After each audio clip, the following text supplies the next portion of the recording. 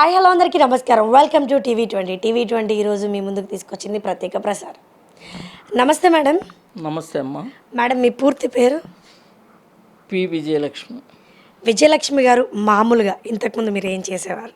నేను గవర్నమెంట్లో ఎంప్లాయీనమ్మా. పంచాయతీరాజ్లో చేశాను. Head clerk cum accountant. Retire అయ్యాను. 15 ఏళ్ళు అయింది. 15 ఏళ్ళ నుంచి నేను రిటైర్ అవ్వగానే పార్టీలో తెలుగుదేశంలో చేరి అప్పటి నుంచి వర్క్ చేస్తున్నా పార్టీలో. Okay madam. మేడం పార్టీ మీద అంత ఆసక్తి ఎందుకుంది మేడం? అంటే పార్టీలోకి వెళ్ళాలన్న ఆలోచన ఎందుకు వచ్చింది? ఎందుకు వచ్చిందంటే నేను బాపట్ల అపాయింట్మెంట్, నాకు జాబు స్టేట్ గవర్నమెంట్ ఎంప్లాయీని. నన్ను అక్కడ కొంతమంది ఇబ్బంది పెట్టి నన్ను ఈస్ట్ గోదావరి సామలకోట ట్రాన్స్ఫర్ చేశారు. వేరే వాళ్ళని వేసుకోవాలని. ఆఫీస్ స్టాఫే. అక్కడికి వెళ్తే అసలు జోనలైజేషన్ అసలే వేయకూడదు కూడా అంత దూరం. జాబ్ వచ్చిన కొత్తల్లో అన్నమాట. 78లో అక్కడికి వెళ్ళాను. అక్కడికి వెళ్ళి 82లో పార్టీ మన ఎన్టీఆర్ గారు పార్టీ స్థాపించారు. సరే హైదరాబాద్ వెళ్ళి ఓసారి కలుద్దాం ట్రాన్స్ఫర్ గురించి, పాప చదువు ఇటేపు ఉంటుంది అని చెప్పి హస్బెండ్ ఇక్కడ నేను అక్కడ అయిపోవటం వల్ల నేను రామారావు గారు దగ్గరికి వెళ్ళాను. రామారావు గారి దగ్గరికి హ్యాబిట్స్లో ఉన్నప్పుడే వెళ్ళాను నేను. పార్టీ 82లో వెళ్ళి ఆయన బయటకు వచ్చారు. వచ్చి ఏమ్మా ఎవరు ఏంటి ఎక్కడి నుంచి వచ్చారన్నారు. నేను ఇట్లా గుంటూరు అండి, మాది అసలు నేటివ్, నాకు బాపట్ల ఎంప్లాయ్మెంట్ ద్వారా జాబ్ వచ్చింది, ఇట్లా నన్ను ఎల్డీగా 2 జిల్లాలు దాటి పంపించారు, చాలా ఇబ్బందిగా ఉంది అని అన్నాను. భుజం మీద చెయ్యేసి భుజం చరిచి, ఆడోళ్ళు 2 జిల్లాలు కాదు అమెరికాలో వెళ్తున్నారు, ఫ్లైట్లు నడుపుతున్నారు, నువ్వేమి కంగారు పడాల్సిన పని లేదు, నువ్వు చెయ్యి కొన్నాళ్ళు అక్కడ అని అన్నారు ధైర్యంగా. ఆయన అక్కడ ఉండటం వల్ల నాకేంటంటే ప్రమోషన్ వచ్చింది. హెడ్ క్లర్క్ వేరే డిపార్ట్మెంట్ వాళ్ళు డిప్యుటేషన్ చేస్తున్నారు. నాకు నేను ఎలిజిబుల్ అప్పుడు డిపార్ట్మెంట్ పరంగా టెస్ట్ అది పాస్ అయ్యాను. ఇమీడియట్గా నాకు హెడ్ క్లర్క్ పోస్ట్ నాకు వచ్చిందనమాట. నాకు అది మైండ్లో ఉండిపోయింది అప్పటి నుంచి. అందులో ఆయన పార్టీ పెట్టి లేడీస్కి ఆస్తిలో హక్కు ఇచ్చారు, ఆడపిల్లలకి. ఆయన అన్నీ నిరుపేదలకి సహాయం చేయటం కానీ, ఆయన ఆలోచన విధానం కానీ నేను బాగా స్ఫూర్తి పొంది ఎట్లయినా సరే అసలు పార్టీలో చేరాలి, నేను కూడా వర్క్ చేయాలి అనే ఒక సంకల్పంతో రిటైర్ అయిన తర్వాత నేను పార్టీలో చేరాను. మేడం ఇప్పుడు చూస్తున్నట్లయితే మిమ్మల్ని చూస్తుండగానే మీలాగే చాలామంది మహిళలు ఉంటారు. మేము కూడా పార్టీలో ముందుకు రావాలి, పార్టీలో పని చేయాలి, ఇలాంటి ఆలోచనలతో చాలామంది ఉంటారు. నాలాంటి యూత్ కావచ్చు, లేదా ఇంట్లో ఉండే గృహిణులు కావచ్చు, పార్టీ వ్యక్తులతో కలిసి ట్రావెల్ చేయాలన్న ఆలోచన ఉంటుంది. ఇలాంటి వాళ్ళు పార్టీలోకి రావాలంటే ఏం చేయాలి మేడం? పార్టీలోకి ఉందమ్మా, సభ్యత్వం కట్టుకోవటం, పార్టీలోకి జారటమే. చేరి ఎంతోమంది చేరుతున్నారు. మొన్న సభ్యత్వాలు 1,000 అయినాయి. బాబు గారు మొన్న పార్టీ రాగానే మళ్ళీ అసలు ఆడవాళ్ళు ఏంటి మగవాళ్ళు ఏంటి చిన్న యూత్ స్టడీలు ఇప్పుడు ఎక్కడి నుంచి జారుతున్నారంటే అసలు వేరే ఊళ్ళ నుంచి కూడా జారుతున్నారు. అది పరిస్థితి. మనం ఇప్పుడు పార్టీ అనగానే తెలుగుదేశం పార్టీ అనగానే చంద్రబాబు గారు ఈజీగా స్ట్రైక్ అవుతూ ఉంటారు. నాయుడు గారి బాటలో నడవాలి అంటే ముఖ్యంగా ఇప్పుడున్న రాజకీయ నాయకులు కరెక్ట్గా వర్క్ చేస్తున్నారా లేదా? అంటే రెండో బాబు గారిని చూడాలి అన్న ఉద్దేశంలో. రెండో బాబు గారు అంటే లోకేష్ గారు ఆటోమేటిక్గా అక్కడ నడిపిస్తున్నారు. ఇప్పుడున్న రాజకీయ నాయకులు ఎవరైతే ఉన్నారో బాబు గారు ఏ శైలిలో జనాన్ని ఏలారో అదే శైలిలో ఇప్పుడున్న రాజకీయ నాయకులు ఉన్నారా?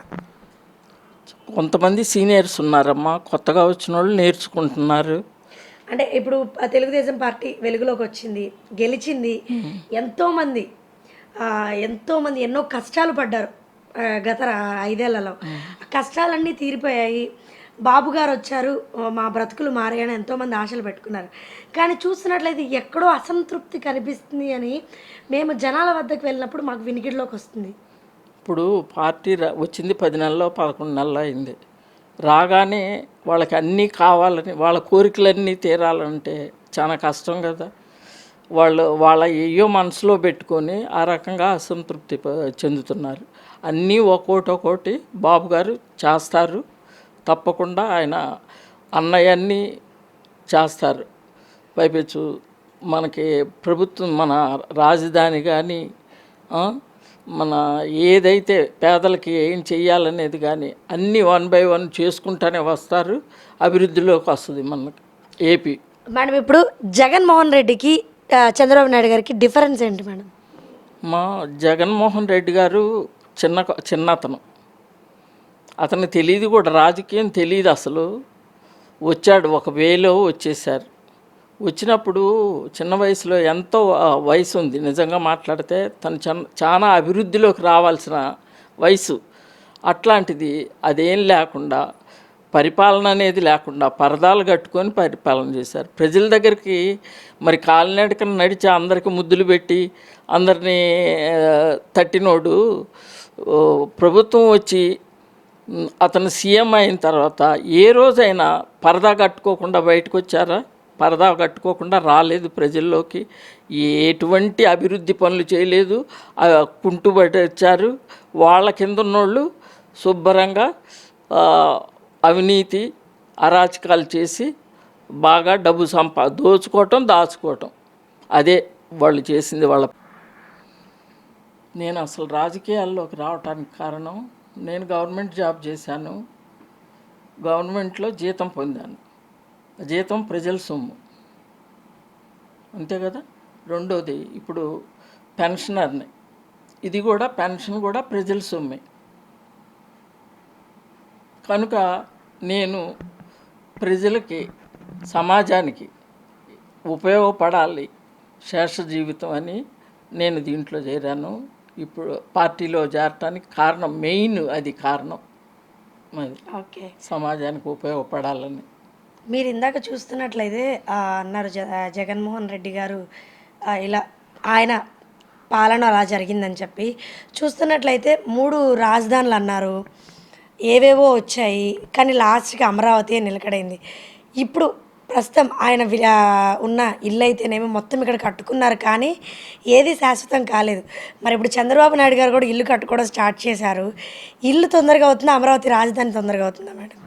అట్లా ఇల్లు అంటే ఇల్లే ఉందమ్మా, 1 yearలో అయిపోతుంది. రాజధాని అంటే పెద్దది కదా, కొంచెం టైం, 3 years అని చెప్పారు. 3 yearsలో కంప్లీట్ అయిపోద్ది రాజధాని.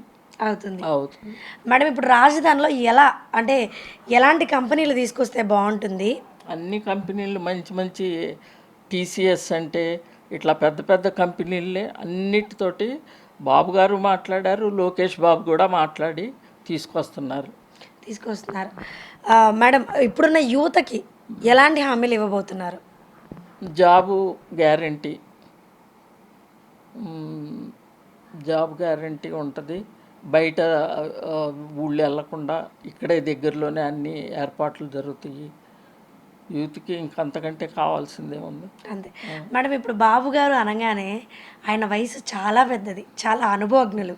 హైదరాబాద్ ఈరోజు అలా ఉంది అంటే దానికి కారణం బాబు గారే. మన అమరావతిని 2వ హైదరాబాద్గా తీర్చిదిద్దగలరా? తప్పకుండా తీర్చిదిద్దుతారు. ఇప్పుడు మనకు చూస్తున్నట్లయితే సికింద్రాబాద్, హైదరాబాద్ ఎలా జంట నగరాలుగా ఉన్నాయో, విజయవాడ, గుంటూరు అలా మారబోతుందంటారా? గుంటూరు, విజయవాడ, అమరావతి 3 కలిసి పెద్ద పట్టణం అవుతుంది. ఖచ్చితంగా తాడేపల్లి ఈ మొత్తం ఒక ఇదే అయిపోతుంది, పెద్ద సిటీ. మేడం ఇప్పుడు మీరు ఎన్నో సంవత్సరాల నుంచి పార్టీలో ఉన్నారు, 15 ఏళ్ళ నుంచి ఎన్నో ఒడిదుడుకులు చూసే ఉంటారు. పూర్వం 5 ఏళ్లలో పార్టీ ఎలా ఉంది, ఇప్పుడు 5 అంటే ముందు గెలవక ముందు జగన్మోహన్ రెడ్డికి ముందు పాలనలో ఎలా ఉంది, జగన్మోహన్ రెడ్డి వచ్చి వదిలి వెళ్ళాక ఎలా ఉంది పార్టీ? జగన్మోహన్ రెడ్డికి ముందు మామూలు చంద్రబాబు నాయుడు గారే కదా ఆయన అంటే ఇప్పుడు కూటమి పార్టీ అయింది కదా. జస్ట్ ఆయన వచ్చేటప్పుడు మనకు అసలు ఏం లేదు.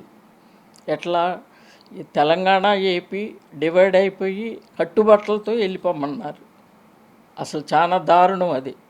మనకు ప్రత్యేక హోదా లేదు, ఏమి లేకుండా కట్టుబట్టలతో వస్తే ఆయన సైతం, బాబు గారు సైతం బస్సులో కూర్చొని బస్సులో ఉండి పాలన చేశారు ఆయన. అది అందరికీ తెలుసు. ఒక్కొక్కటి చేసుకుంటా వస్తున్నారు. చేసుకుంటా వచ్చేటప్పటికి ఆ టైంలోనే జగన్ గారు రావటం జరిగింది. ఆయన వచ్చి ఏం చేయలేదు, చేయకపోగా ఉన్నవన్నీ పాడు చేశాడు. ప్రజావేదికని రావటం ప్రజావేదికని కూల్చేశాడు. ఏంటది? ఇక అసలు అన్ని పత్రమే అనే లెక్క. ఆ? అసెంబ్లీలో కూర్చొని మాట్లాడటం చేత కాదు, సామాన్యుడు మాట్లాడినట్టు కూడా మాట్లాడటం చేత కాదు. స్క్రిప్ట్ ఎవరో రాసిస్తారు, అది చదవటం కూడా చేత కాదు నన్ను అడిగితే. మరి ఆయన ఏమి చదివారో కూడా మనకు తెలియదు. అది మేడం ఇప్పుడు కూటమి ప్రభుత్వానికి ముందున్న చంద్రబాబు నాయుడు గారి పాలనకి తేడా ఏంటి? తేడా అంటే ఇప్పుడు కూటమి అంటే పవన్ కళ్యాణ్ గారు, జనసేన, మోడీ గారి ప్రభుత్వం, బీజేపీ అందరూ కలిస్తే మంచిదే కదా. కలవనప్పుడు ఒంటరిగా ఉండి చేసే పోరాటం వేరు, అందరూ కలిసి ఐకమత్యంగా చేసేది అది చాలా గొప్పగా ఉంటుంది. ఇది అనేది ప్రభుత్వం. మేడం రేపు 2వ తారీఖున మోడీ గారు రాబోతున్నారు. ఇంతకుముందు గతంలో మోడీ గారు వచ్చి నీరు మట్టి ఇచ్చెళ్ళారు, డబ్బులు ఇస్తారు, కొంచెం ఎదుగుదలకి అమరావతి రాజధానికి ఎదగడానికి ఉపయోగపడుతుంది, ఎంతో కొంత పాల్పడతారంటే నీరు మట్టి ఇచ్చెళ్ళారు. ఇప్పుడు మోడీ గారు రాబోతున్నారు, ఎలాంటి ఆలోచనలతో రాబోతున్నారు? అసలు పార్టీ మోడీ గారి నుంచి ఏం ఆశిస్తుంది? ఆర్థికంగా సెంట్రల్ లేకపోతే మనకు చాలా కష్టం అమ్మ. అన్నిటికీ సెంట్రల్ కేంద్రం నిధులు రావాలి. ఇప్పుడు పోలవరం ప్రాజెక్ట్ అయినా, అమరావతి అయినా, ఇక ఏదైనా డెవలప్మెంట్కి సెంట్రల్ నుంచి మనకి నిధులు వస్తేనే మనకి అభివృద్ధి. ఇప్పుడు ఒకళ్ళుండి ₹1 ఏం చేయలేరు. అదే 10 మంది ఉన్నారనుకోండి, ₹10 కలిస్తే అది ఎట్లా ఉంటుంది? అదే కూటమి ప్రభుత్వం. మోడీ గారు ఈసారైనా మనకి హెల్ప్ చేస్తారంటారా? తప్పకుండా చేస్తారు. మేడం సనాతన ధర్మం మీద మీ అభిప్రాయం ఏంటి మేడం? హిందూ ఇప్పుడు మన పవన్ కళ్యాణ్ గారు ఏదైతే చెప్తున్నారో ఆ సనాతన ధర్మం మీద మీ అభిప్రాయం ఏంటి? సనాతన ధర్మం అంటే అది వ్యక్తిగతమైంది అమ్మ. అందరూ ఇప్పుడు ఒక్కొక్కళ్ళు ఒక్కొక్క మతంగా ఉంటున్నారు. సనాతన ధర్మం అంటే హిందూ ధర్మం, అది చాలా గొప్పది, అది ఎవరు కాదనలేరు. దాన్ని మించింది ఇంకోటి లేదు. ఇప్పుడు అమరావతిలో కూడా ఇప్పుడు టీటీడీ బోర్డు, మన తిరుపతి దేవస్థానం వాళ్ళు ప్రతి చోట దేవాలయం కట్టిస్తానికి పూనుకున్నారు. మన అమరావతిలో కూడా స్వామి వచ్చి ఇక్కడే ఏర్పాటు చేసి తిరుపతి ఎట్లా ఉంటుందో అట్లా చేస్తామని అన్నారు. అట్లా అన్ని చోట్ల కూడా వెంకటేశ్వర స్వామిని పెట్టి దేవాలయాలు నిర్మిస్తారు. చాలా బాగుంటుంది. అప్పుడు ప్రజలు కొంతమంది వెళ్ళగలిగిన వాళ్ళు. మేడం అంటే ఇప్పుడు అసలు సనాతన ధర్మం అంటే అర్థం ఏంటి మేడం? సనాతన అంటే పూర్వీకులది అది. ఓకే. పూర్వీకులు సనాతన ధర్మం వాళ్ళు కొన్ని పెట్టుకున్నారు, ప్రజలు ఆచారాలు పెట్టుకున్నారు. అవన్నీ ఇప్పుడు కొంతమంది మతాలు మార్పిడి రకరకాలుగా చేరి దాన్ని భ్రష్టు పట్టిస్తున్నారు. ఆ సనాతన ధర్మం నిలిస్తేనే మనం అందరం బాగుంటాం, ప్రజలందరూ బాగుంటారు. అది తిరిగి పాత ఆచారాలని అనుసరించేలా తీసుకురావడమే సనాతన ధర్మం. ఓకే మేడం, ఇప్పుడు చూస్తున్నట్లయితే మన రాష్ట్రంలో రకరకాల మతాలు కులాలు ఉన్నాయి. పార్టీ ఇప్పుడు ఈ సనాతన ధర్మం పాటించిన వాళ్ళకైనా ప్రతి ఒక్కరికి వర్తిస్తుందా? సనాతన ధర్మం అందరికీ వర్తిస్తుందమ్మా. ఇప్పుడు దాన్ని ఇబ్బంది ఏం లేదు దానివల్ల. ఇప్పుడు క్రిస్టియన్స్ ఉన్నారు, జీసస్ని, ముస్లిమ్స్ ఉన్నారు, అల్లాని, మన హిందువులు ఉన్నారు, మన కృష్ణుడు, రాముడు అని, వెంకటేశ్వర స్వామిని పూజిస్తారు.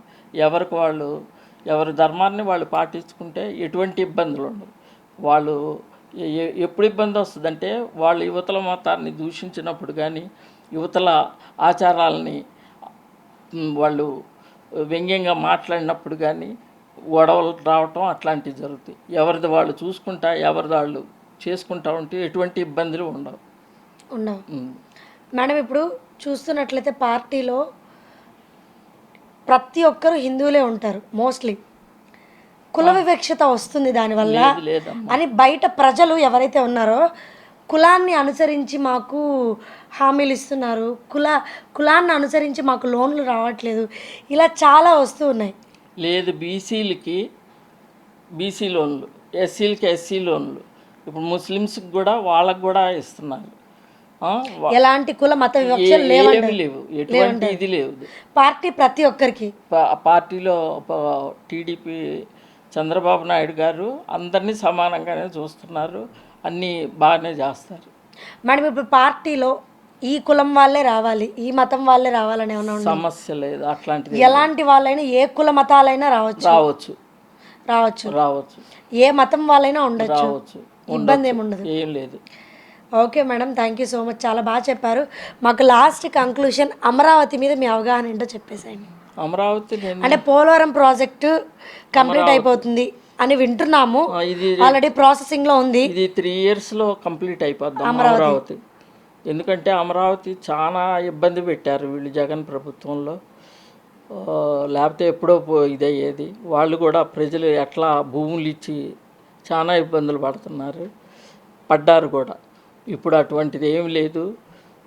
బాబు గారు అందరినీ సమదృష్టితో చూస్తూ అమరావతిని డెవలప్ చేయడానికి కంకణం కట్టుకున్నారు, బాగా చేస్తారు ఆయన. ఖచ్చితంగా 3 yearsలో అమరావతి గ్యారంటీగా డెవలప్ అయిపోయింది. మేడం ఇప్పుడు P4 అని ఒక పాలసీని ప్రవేశపెట్టారు, దాని మీద మీ అభిప్రాయం మేడం? P4 అంటే ఇప్పుడు పూర్ పీపుల్కి అనుకుంటా. అవును మేడం, అంటే గొప్ప వాళ్ళు ఉన్నతంగా బ్రతికే వాళ్ళు ఎవరైతే ఉన్నారో ఏమంటారు ఇండస్ట్రియలిస్టులు కానీ వాళ్ళు పేద ప్రజలను దత్తత తీసుకోవడం ఈ పాలసీ, ఇది నిజంగా ప్రతి ఒక్కరికి వర్తిస్తుంది అంటారా? అందరికీ వర్తిస్తుంది. వాళ్ళు కూడా సహకరించి వాళ్ళు కాస్త ఫండ్స్ కనుక వీళ్ళకి ఇచ్చేస్తే పూర్ అనేది లేకుండా ఉంటుందని అందరూ బాగా చక్కగా 3 పూట్ల భోజనం చేయాలి, పూర్ పీపుల్ అనే వాళ్ళు ఎక్కడ ఉండకూడదనే ఉద్దేశంతో బాబు గారు అది పెట్టారన్నమాట. P4ని తీసుకొచ్చారు. ఓకే, అందుబాటులోకి వస్తే సక్సెస్ అవుతుందంటే తప్పకుండా అవుతుంది, సక్సెస్ అవుతుంది. మేడం సోషల్ మీడియా మీద మీ అభిప్రాయం ఏంటి మేడం, మీ అనుభవం కొద్ది? దాన్ని మంచిగా ఉపయోగించుకుంటే మంచిగా అంటే చూస్తున్నట్లయితే చాలా చెత్త కామెంట్స్ రావడం అవి మంచిది కాదు, వ్యవస్థను దెబ్బతింటుంది. వాళ్ళు కావాలని చేసే తప్ప ఏం లేదు. సోషల్ మీడియా అనేది ఉండటం నలుగురికి తెలియటం మంచిది, కానీ వాళ్ళు ఈ రకంగా వేరేగా తీసుకుంటే ఇక మరి మనం చెప్పలేము. వాడుకునే దాన్ని బట్టి ఉంటుంది సోషల్ మీడియా. మనం ఇప్పుడు చూస్తున్నట్లయితే అసహ్యకరమైన వీడియోలు చాలా వస్తూ ఉన్నాయి మన యూట్యూబ్లో కానివ్వండి, వాట్సాప్లో, ఫేస్బుక్లో. దీన్ని అవాయిడ్ చేయాలంటే మన గవర్నమెంట్ ఏదైనా స్టెప్ తీసుకుంటే బాగుంటుంది అనిపిస్తుందా? వాళ్ళు తీసుకుంటున్నారు. భారతి గారి మీదే వచ్చింది అలాంటిది. ఏ భారతి గారు? జగన్మోహన్ రెడ్డి గారి. అది వస్తే అబ్బాయిని అరెస్ట్ చేశారు, చేబ్రోల్ కిరణ్ని. 14 రోజులు రిమాండ్ ఇక్కడే ఉన్నాడు, మన గుంటూరులోనే జైల్లో ఉన్నాడు. ఇమీడియట్గా 24 hours బిఫోరే అరెస్ట్ చేశారు. పార్టీ నుంచి కూడా సభ్యత్వం రద్దు చేసి సస్పెండ్ చేశారు ఆ అబ్బాయిని. మరి మన పార్టీ మరి అట్లా జగన్మోహన్ రెడ్డి టైంలో ఏం జరగలేదుగా. ఎంతమందిని తిట్టారు? అనితా మేడం గారిని తిట్టారు. అసెంబ్లీలో చంద్రబాబు నాయుడు గారి భార్య మీద, లోకేష్ భార్య మీద అట్లా లేడీస్ని ఎంతో ఇబ్బంది పెట్టారు వాళ్ళు, సోషల్ మీడియాలో కానీ విడిగా కానీ. ఇప్పుడు మా ప్రభుత్వంలో పార్టీలో ఉన్న కుర్రోడిని 5 సంవత్సరాలు పార్టీ లేనప్పుడు రెయ్యింబగుళ్ళు దేనికైనా వచ్చేవాడు ఆ కుర్రోడు. నాకు బాగా తెలిసిన అబ్బాయి కూడా. కనీసం ఎవరు జైలు దగ్గరికి వెళ్ళి పలకరిస్తానికి కూడా వీల్లేదు. రిమాండ్లో పెట్టేసి అసలు సస్పెండ్ చేసేసారు, పార్టీ నుంచి సస్పెండ్ చేసి ఇమ్మీడియట్గా. మరి ఆయన ఆ చర్య తీసుకున్నారంటే తతిమా వాళ్ళకి జాగ్రత్తగా ఉంటారని ముందే చాలా కష్టం చేశాడు. చాలా 5 years ఎక్కడికంటే అక్కడికి వచ్చాడు. నేనున్నాను 5 years బాగా. ఎందుకంటే నాని గారితో మేము వర్క్ చేసాం 5 years. మేడం గారు, గల్లా మాధవ్ గారు లాస్ట్లో టికెట్ ఇచ్చినప్పుడు వచ్చారు పార్టీలోకి. అంతకుముందు నాని గారు 5 ఏళ్లలో ఏ నిరసనకు కానీ ఎక్కడ ధర్నాలు చేయాలన్నా ఎక్కడ ఏ ఏ సమరం చేయాలన్నా పోరాటం చేయాలన్నా పిలుపునిస్తే ఇమీడియట్గా వెళ్ళిపోయేవాళ్ళం. వచ్చేవాడు ఆ కుర్రోడు కూడా. వచ్చేవాడు. ఎలా ఉండేవాడు మేడం పార్టీ సమయంలో? ఇలానే వల్గర్గా ఏమైనా వల్గర్గా ఏం మాట్లాడలేదు కానీ కొంచెం యారగంటగా మాట్లాడేవాడు. ఇంత ఈ మాటలు కూడా నేను వినలేదు. భారతి గారిని ఏమన్నాడో కూడా నాకు తెలీదు. చెప్పటం వరకు నేను విన్నాను న్యూస్లో. అంట విడిగా తను మాట్లాడేది నేను వినలా. మామూలుగా పార్టీలో పనిచేసేటప్పుడు మామూలుగా తిట్టడం జగన్మోహన్ అట్లా ఏంటి అతన్నే మేము జగన్ అనే దాన్ని నేనే అనేదాన్ని. జగన్ అని నేనే పిలిచేదాన్ని. అసలు కిరణ్ అనే పేరు ఎప్పుడంటే మొన్న పట్టుకున్నప్పుడు తెలిసింది నాకు నిజంగా. ప్రతి దానికి వచ్చేవాడు. నేను కూడా అన్ని స్టేషన్స్లో అరెస్ట్ అయ్యాను. కానీ గవర్నమెంట్ ఎంప్లాయీని పోలీసులు నన్ను ఏం చేసేవాళ్ళు అంటే పక్కన పెట్టి సంతకాలు అవి తీసుకోకుండా జాగ్రత్తగా నన్ను ధర్నాలు అవి చేసినప్పుడు పట్టాపురం, మన అరండాలపేట పోలీస్ స్టేషన్, ఇక్కడ నల్లపాడు పోలీస్ స్టేషన్ అన్నిట్లో అరెస్ట్ అయ్యాను. తర్వాత మళ్ళీ బయటకు సాయంత్రం దాకా ఉంచి పంపించేవాళ్ళు. నిరసనలు చేసేటప్పుడు లాక్కెళ్ళిపోయేవాళ్ళుగా. అవును మేడం. వెహికల్స్ పెట్టేసి లాగేయటమేగా కూర్చున్న వాళ్ళని. బాబు గారిని అరెస్ట్ అప్పుడు 53 రోజులు అరెస్టు. ఇంట్లో కూర్చొని నేను వీడియో ఇచ్చాను ఎవరికి, సిటీ కేబుల్ వాళ్ళకి. అసలు వణికిపోయాను నేనైతే. 53 రోజులు నేను ఎంత బాధపడ్డానో నాకు తెలుసు, భగవంతుడు తెలుసు. ఏం తప్పు చేశాడని ఆయన్ని అరెస్ట్ చేశారు. ఇప్పుడు తప్పు చేసిన వాళ్ళేమో బయట తిరుగుతున్నారు. ఆ టైంలో మనం పేర్లు చెప్పక్కర్లేదు. ఆయన ఏ తప్పు చేయనాడిని అరెస్ట్ చేసి 53 రోజులు జైల్లో ఉంచారు. బాబు గారిని అభివృద్ధి చేసేవాడిని ఆ రకంగా చేశారు. అది పరిస్థితి. బాబు గారు వచ్చిన తర్వాత ఎలాంటి వ్యతిరేక చర్యలు లేవంటారు? అసలు ఊరుకోరు. బయట వాళ్ళైనా అసలు ఇదే కిరణే ఎగ్జాంపుల్. ఇప్పుడు కిరణే మనకి ఎగ్జాంపుల్. అది ఇంతవరకు కలవలా మేము. వెళ్ళి కలుస్తామని ఎవరు మన ఉంటారు కదా మగవాళ్ళు, వెళ్ళి అడిగారంట. అడిగితే ఎవరు ఎందుకు పెట్టినట్టు మేడం అతను అలాగా?